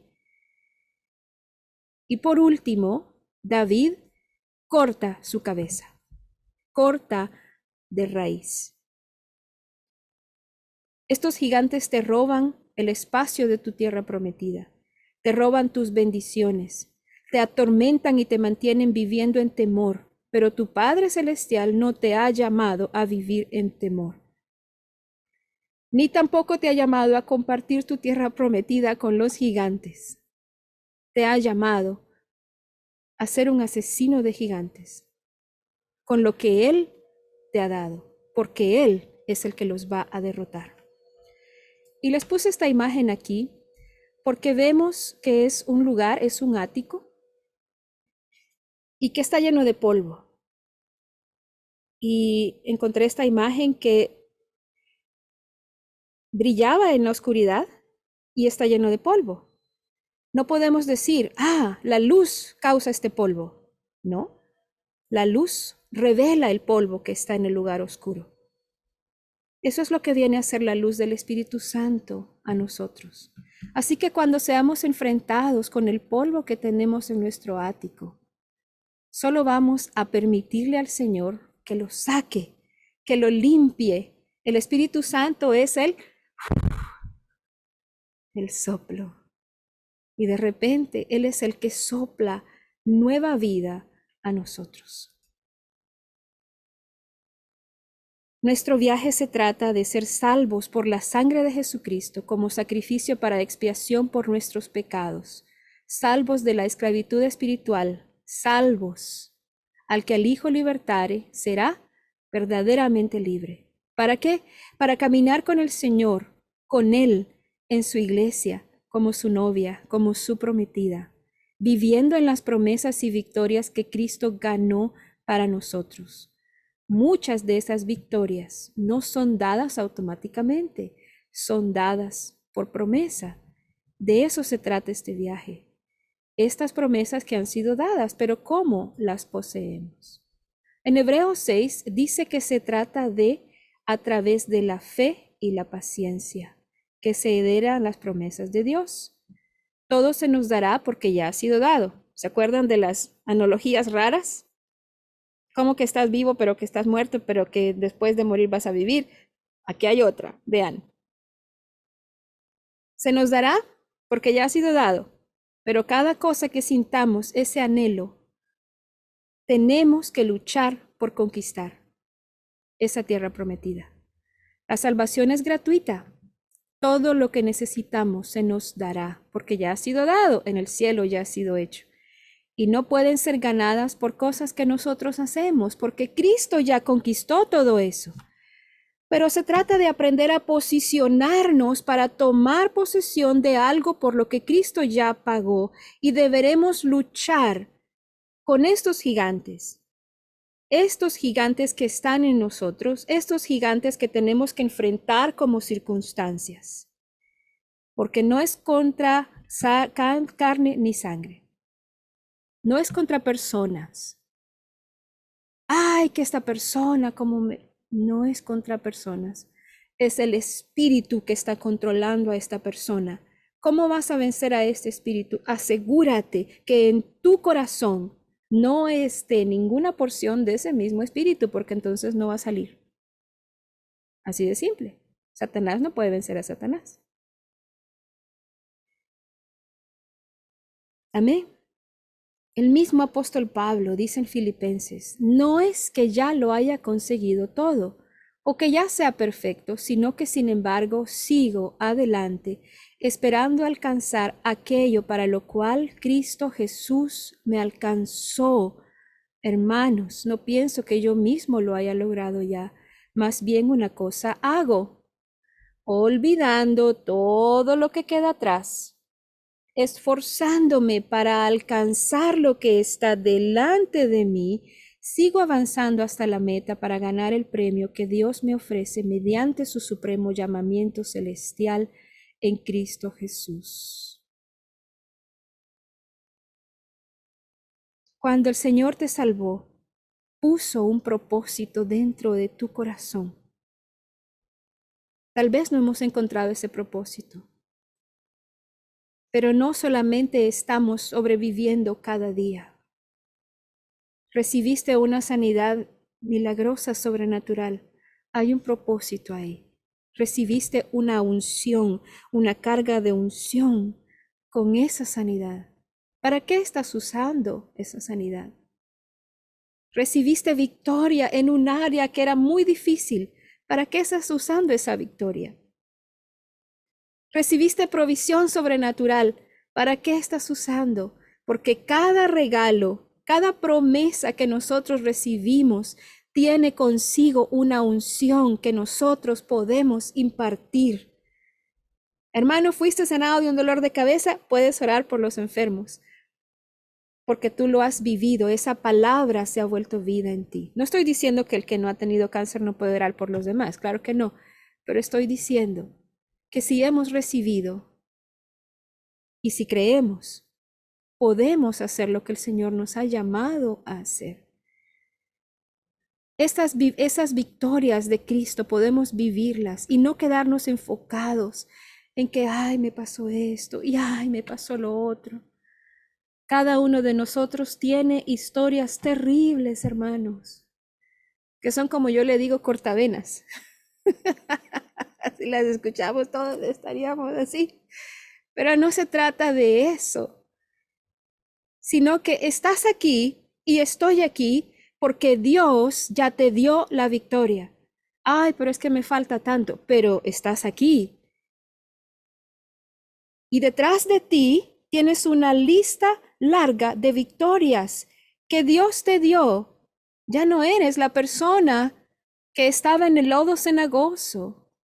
Ya no eres aquella persona que estaba en Egipto perdida. Estás aquí. Estás a punto de poseer las promesas de Dios, o tal vez estás caminando en un proceso de refinamiento. Pero hermanos, esos procesos son hermosos porque en esos procesos podemos encontrarnos con el Señor. Saben que hoy tuve el privilegio de traducir para un misionero que estuvo en la cárcel en Turquía, un país, el país más inalcanzado del mundo. Lo metieron a la cárcel, obviamente, injustamente, y lo acusaron de traición. Y ellos estaban siendo benevolentes porque no iban a pedir la pena de muerte, solamente le iban a dar 35 años de cárcel en aislamiento, confinado a él solo, sin contacto con nadie. Y el testimonio de él dice que durante el primer año se quebró totalmente y se ofendió tanto con el Señor porque no veía dónde estaba su Dios para librarlo, por qué había permitido esto. Pero de pronto el Señor le revela un propósito. Y no solamente eso, sino que mueve naciones para librarlo. Y ahora él está libre para contar su testimonio. Pero ¿saben qué dice? Extraño ese tiempo de soledad, ese tiempo en la cárcel, en donde era solamente Dios y yo. Porque ahora que estoy libre, me gusta estar libre, estoy con mi familia, pero tengo tantas distracciones. Dice que él tuvo que permitirle al Espíritu Santo, permitirle, forzarlo a cantar, porque no sentía que Dios había sido fiel. Hermanos, muchas veces no se trata de nuestros sentimientos. Nunca se trata de nuestros sentimientos. Se trata de nuestra obediencia. La obediencia produce una liberación espiritual. Mucho de la iglesia hoy en día ha cortado tanto de lo que Cristo ha pagado, solo porque como los fariseos no lo han visto. Y hemos creado doctrinas y pensamientos e ideas para decir, esto no existe, no, esto no es posible, no, ¿cómo va a ser? No. Y lo racionalizamos. Porque tenemos que luchar para tomar la posesión de las promesas. En Hebreos 6:12 dice que no se conviertan en perezosos, sino que imiten a quienes a través de la fe y la paciencia heredan las promesas que han sido prometidas. Veamos qué significa una promesa. Una promesa es un anuncio, un regalo dado por gracia, no ganado, no merecido. Es una alabanza, una bendición, un regalo que proviene de la boca de Dios para nosotros. Aquí hay unas escrituras preciosas con respecto a la promesa. Y dice, por lo tanto, siendo exaltado, hablando de Jesús, ante la diestra de Dios, y habiendo recibido el Padre de la promesa del Espíritu Santo, Él derramó esto que ahora veis y oyes. Que la bendición prometida a Abraham pueda venir sobre los gentiles en Cristo Jesús para que recibamos la promesa del Espíritu a través de la fe. Que el Señor Jesús nos ha bendecido en Cristo con toda bendición espiritual en los lugares celestiales. ¿Crees que ya has sido bendecido o no lo crees? No, eso no es para mí. ¿Crees que ya has sido bendecido en los lugares celestiales o no?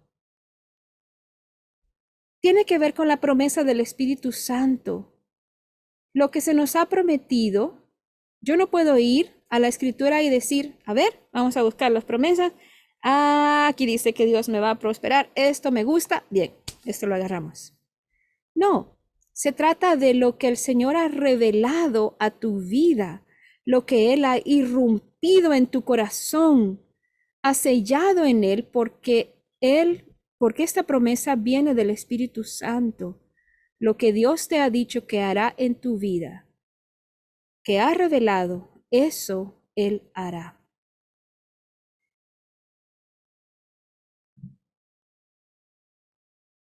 Ahí se diferencia el evangelio de la prosperidad, el tal llamado evangelio de la prosperidad. Ay, que Dios te va a prosperar y que no tienes que sufrir y que no es así. Como Dios me va a prosperar, entonces voy y compro una casa, pero tus finanzas no están listas para llevar el peso de esa casa. Entonces, ¿Dios te ha prometido una casa? Sí. Vamos a esperar hasta que llegue el tiempo del cumplimiento de esa promesa a través de la preparación. Con paciencia. Tú eres mi hijo, eres mi hija, este regalo es para ti. Dice que es por fe, ¿verdad? ¿Cómo se heredan las promesas? A través de la fe y la paciencia. En Romanos 10:17 dice, consecuentemente, la fe por el oír y el oír por la palabra de Cristo. Perdón que se los puse ahí en inglés al final. Ahora quiero que vean los significados de las palabras en griego. La fe es la palabra pistis. Pistis quiere decir fe, confiar, confianza, fidelidad. La fe tiene que ver con la fidelidad. Yo tengo fe en que va a pasar. No, nuestra fe es en Cristo Jesús. Nuestra fe es ser fiel a lo que recibimos de Cristo Jesús. Esta fe viene por el oír. Ahora, esta palabra por quiere decir desde el interior hacia afuera. Miren qué interesante el significado de ex en griego. Y luego dice, escuchar o acoes, que es la facultad de escuchar el reporte. Y luego la siguiente palabra que le vamos a estudiar dice por, el siguiente por. Note que es una palabra diferente. La primera por es ex y el segundo por es día. Esta palabra día quiere decir que denota el canal de un hecho que sucede a través de. Lo primero viene de adentro hacia afuera y lo segundo es hecho a través de, ¿qué cosa? Rematos. Hay dos palabras en griego para la palabra. Una es logos, que es la palabra escrita, y otra es rema, que es la palabra revelada, la palabra que es viva. Entonces la fe viene desde adentro hacia afuera a través de escuchar el canal de la palabra revelada. ¿De quién? De Cristo. Es una declaración de la palabra de Dios revelada a ti a través del ungido. Cristo significa ungido, a través de el Mesías. El Mesías viene a traer salvación, esperanza, liberación, restauración, sanidad. Esta palabra revelada que te dice que no importa lo que estés enfrentando, el Señor te va a sacar adelante. Tiene que ver con hablar, con comunicar, con conocer quién hizo la promesa. A.W. Tozer es un autor que a mí me gusta muchísimo. Lo recomiendo si pueden encontrar obras en español. Dice que nuestra percepción de Dios es el factor fundamental que determina nuestra respuesta. Y para eso tenemos una historia en Mateo 25 de los talentos. Todos conocemos esta historia. Tenemos un señor que confía talentos a sus siervos. A uno le da 5 y a otro le da 2 y a otro le da 1.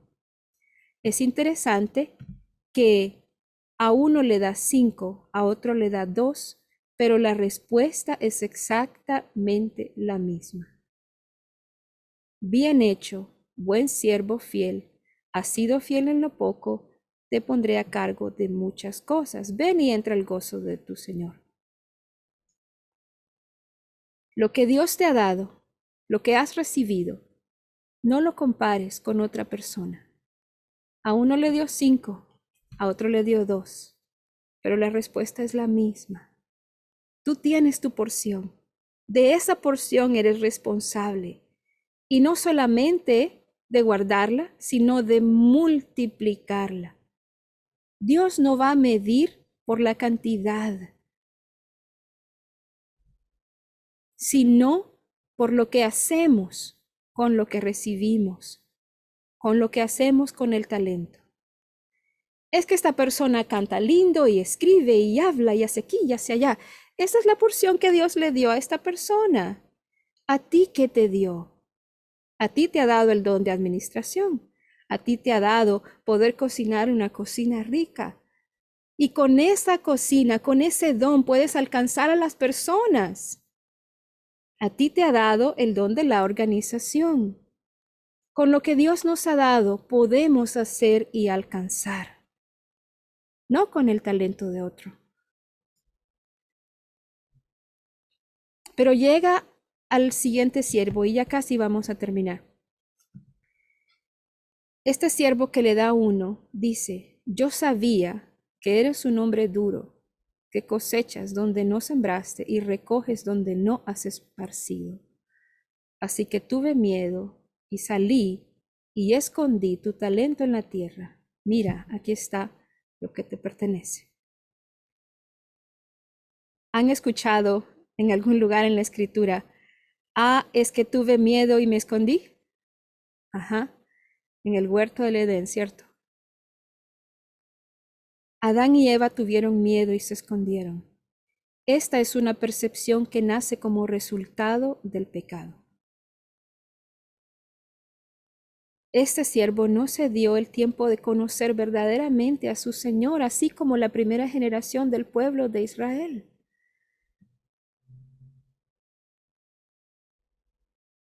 Debemos, es imperativo que conozcamos verdaderamente quién es nuestro Dios, porque la respuesta del tercer hombre, de lo que le fue confiado, de lo que él hizo con ese talento, dependió de su percepción de quién se lo dio.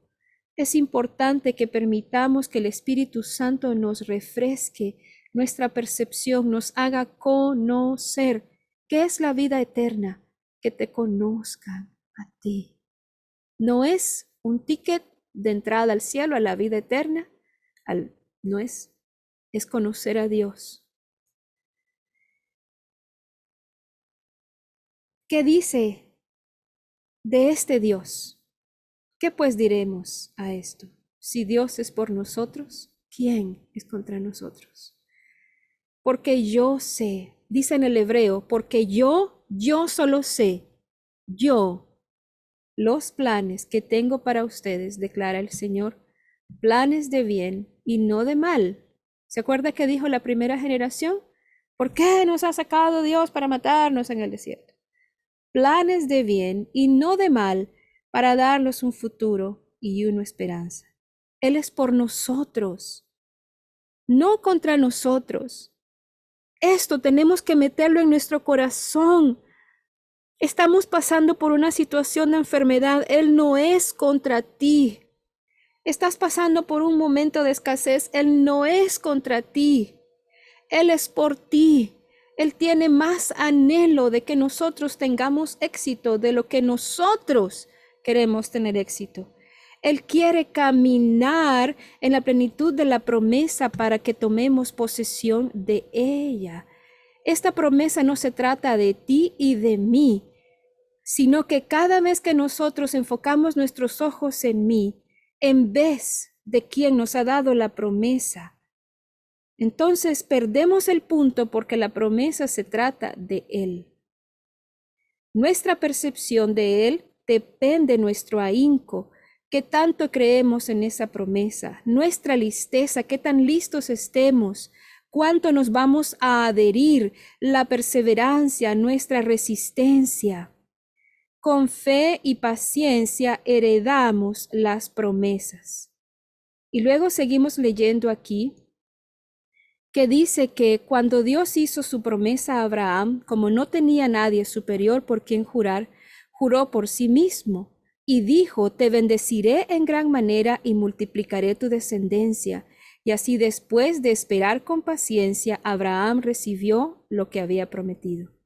Los seres humanos juran por alguien superior a ellos mismos y este juramento confirma lo que se ha dicho. Pone punto final a toda discusión, porque Dios quería hacer la naturaleza incambiable de su propósito muy clara a los herederos de lo que le fue prometido. Tú y yo somos esos herederos. La garantizó con juramento de lealtad. Dios lo hizo así para que por dos realidades inmutables en las cuales es imposible que Dios mienta, la promesa y el juramento, nosotros que hemos huido para poseer la esperanza ofrecida a nosotros que está puesta delante de nosotros, seamos grandemente animados. Tenemos esta esperanza como un ancla para el alma, firme y segura que penetra hasta el lugar santísimo detrás de la cortina del santuario, hasta donde Jesús, nuestro precursor, entró por nosotros en nuestro beneficio. Él ha llegado a ser un sumo sacerdote para siempre, según el orden de Melquisedec. Lo que está diciendo aquí es que nosotros tenemos en Jesús una esperanza a causa de que el Padre y el Hijo hicieron un pacto, un juramento, y ellos juraron. Dios le dijo, tú eres sacerdote para siempre y tú vivirás para interceder por mi pueblo. Sobre ti pondré el precio del pecado de ellos. Sobre ti será su castigo. El castigo de su paz será sobre ti. ¿Para qué?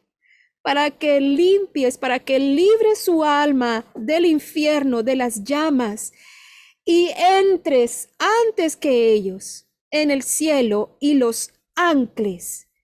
Esa palabra, que sea aquí un ancla. El Señor Jesús murió por nosotros para meternos, sacarnos de aquí. Así que aquí estamos experimentando tormentas y tribulaciones en el mar. Esa palabra que dice precursor en el griego significa esos barquitos que iban antes de que el barco grande entrara para llevar el ancla. Entonces el Señor ha llevado a ti y a mí y nos ha anclado en los cielos. Y por ese juramento tenemos aseguranza de que la promesa que Él nos ha prometido se cumplirá.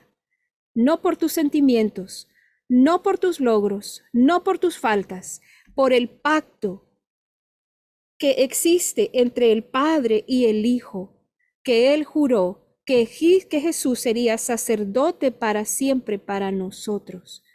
Por eso, dice el escritor acá, que tenemos esta esperanza para afirmar nuestra alma, que Jesús te ancló a ti en el cielo.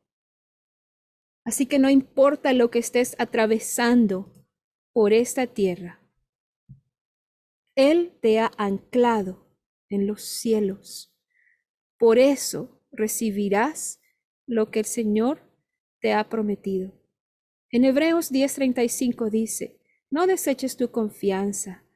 Necesitas perseverar para que cuando hayas hecho la voluntad de Dios recibirás lo que Él ha prometido. Estamos nosotros atravesando por situaciones, por problemas, por caos, y qué va a pasar aquí, qué va a pasar allá, y por qué. Cuando pasamos por este tiempo, lo que vamos a hacer es regresar a las Escrituras.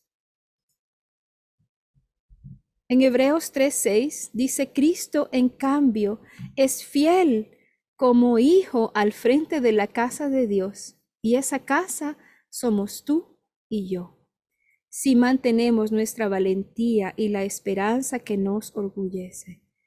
Es decir, debemos poner nuestros ojos en Cristo. Dios es fiel para hacer lo que Él ha prometido. ¿Le daremos nosotros el tiempo para ser fiel? ¿Le dejaremos a Él hacer dentro de nosotros lo que Él necesita para que podamos poseer sus promesas? ¿Mantendremos nuestros ojos en Él? ¿Nos mantendremos nosotros anclados en Él y en su fidelidad, sin importar lo que vean nuestros ojos? Si mantenemos nuestra valentía, aquí en esta frase, es el acto de hablar, de declarar quién es Dios y su fidelidad. Sostengámonos inquebrantablemente a la esperanza que profesamos, porque el que prometió es fiel. Así que cuando estemos en medio de tormentas, con la tentación de desconfiar, de llenarte de impaciencia, de ansiedad, vamos a los salmos. Hay muchos salmos, por ejemplo el Salmo 89. Oh Señor, por siempre cantaré la grandeza de tu amor por todas las generaciones. El Salmo 145. Solo en Dios haya descanso mi alma, de Él viene mi salvación, solo Él es mi roca y mi salvación. Ábrele tu corazón cuando estés ante Él. Dios es nuestro refugio. El Salmo 62 o el Salmo 145, te exaltaré, mi Dios, mi Rey, y habla, que abren la gloria de tu reino, que conozcan tus proezas, que sea tu dominio permanezca, tu bondad, tu palabra, tu fidelidad, tu fuerza, tu paciencia. Se trata de Él. Mi amado hermano, se trata de Él.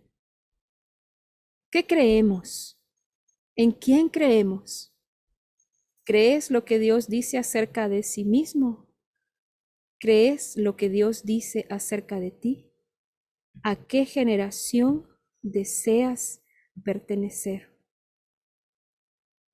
¿Creemos lo que Él dice? ¿Que Jesús lo hará y nos salvará a plenitud? Que fue un juramento hecho entre el Padre y el Hijo, que Él vive, no solamente derramó su vida para salvarnos, para darnos sanidad, no solamente cayó sobre su cuerpo el castigo de nuestro pecado, la muerte que nosotros merecíamos, sino que también vive para interceder por nosotros, para que tengamos esta esperanza más segura de que lo que Él ha prometido en nuestra vida lo hará, porque Él es fiel. Es fiel, amados hermanos.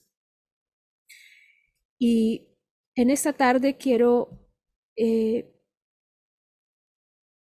compartir con ustedes un pequeño videíto que yo hice. Por favor, perdónenme por ahí está. Por favor, perdónenme por si desafino, porque me cuesta mucho a veces cantar cuando me quebranto. Pero quiero que escuchen esta alabanza, quiero que mediten en esta alabanza y quiero que respondamos todos a esta alabanza. Me dicen si pueden escuchar.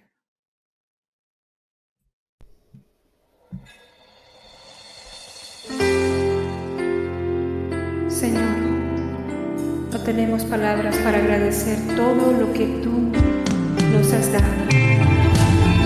Ayúdanos a no olvidar quién eres tú.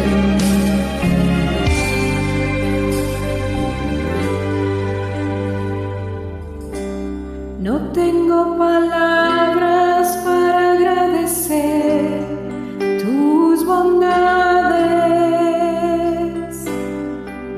Día tras día me llenas con fidelidad.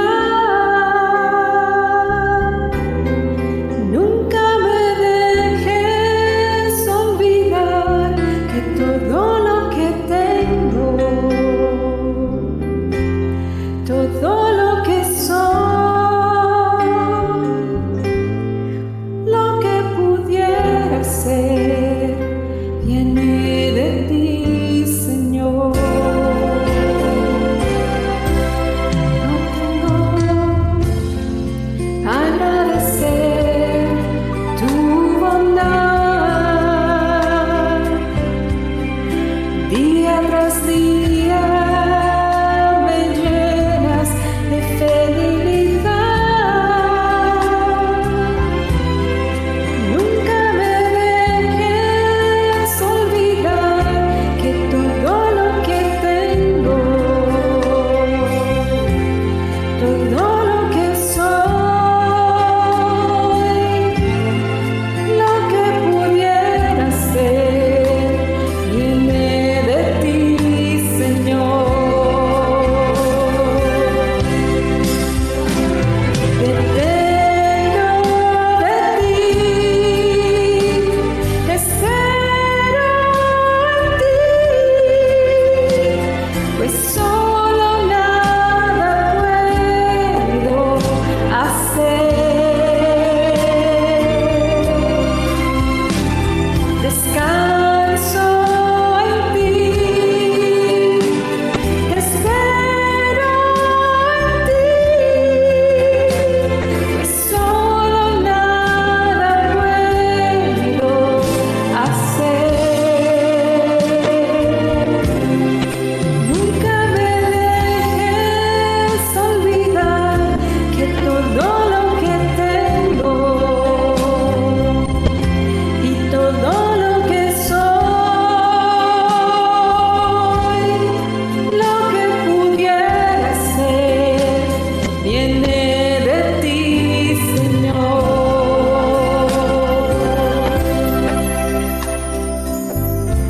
Queremos tomar el tiempo para agradecer, Señor, todo lo que nos has dado, todo lo que somos. Aquella palabra, Señor, que tú diste a nuestras vidas, que por tu fidelidad y por tu amor llegará a ser.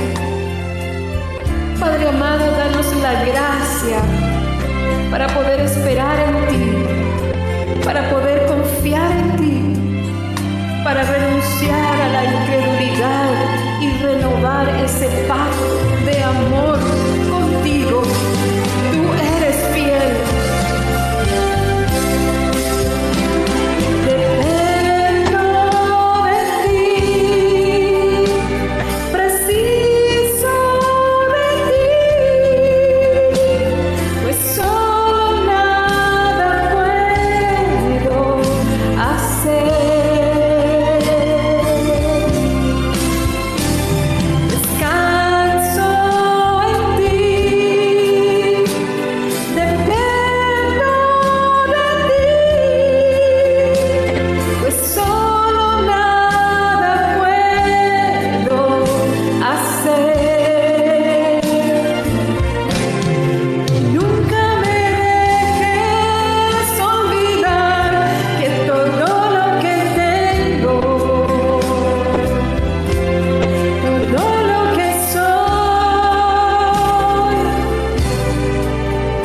todo lo que podemos ser, Señor, depende de ti.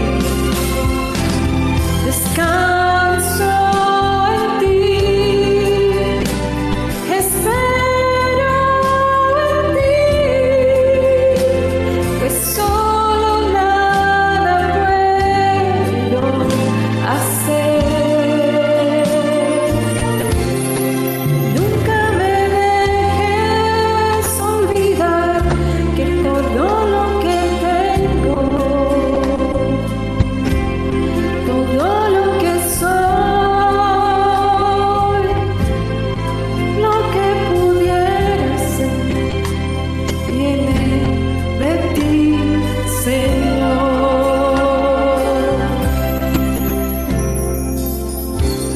Si ese eres tú, en esta mañana, en esta tarde, en este día,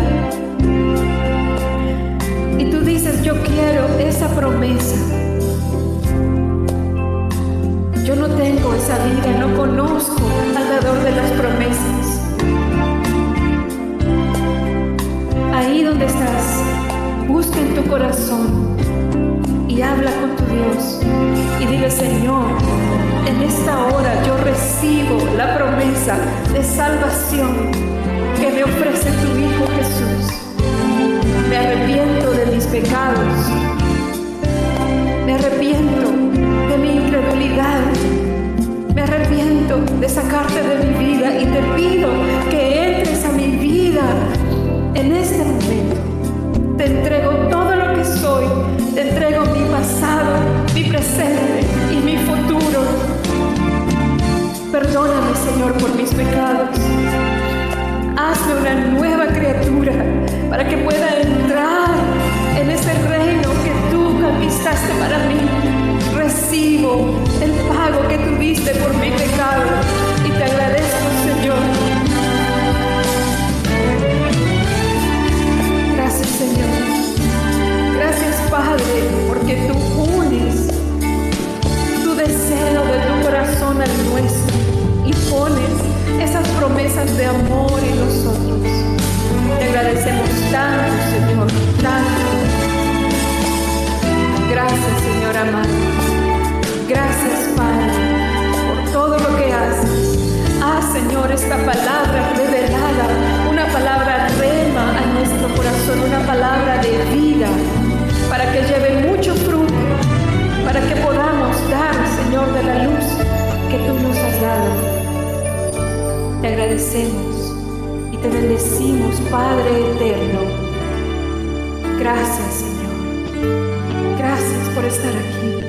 Gracias por la cruz. Gracias por todo lo que nos das, por tu amor para nosotros. Queremos, Señor, darle de tu amor a ti, retribuir ese amor y también a todos los demás, Señor. En el nombre de Jesús.